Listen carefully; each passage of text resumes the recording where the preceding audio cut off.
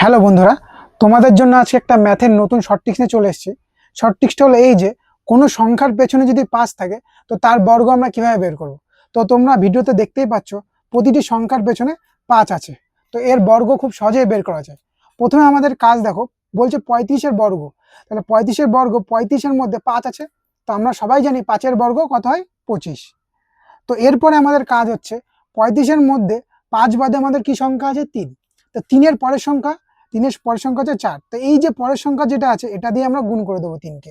তাহলে 3 4 আমাদের কত হলো, 12। তাহলে 35-এর বর্গ কত বেরোলো আমাদের, 1225। একইভাবে পরেরটাও করবো, 75। আমাদের প্রথম কাজ কি, প্রথম কাজ হচ্ছে 5-এর বর্গ, আমরা সবাই জানি 5-এর বর্গ কত হয়, 25, আগে লিখে নেবো।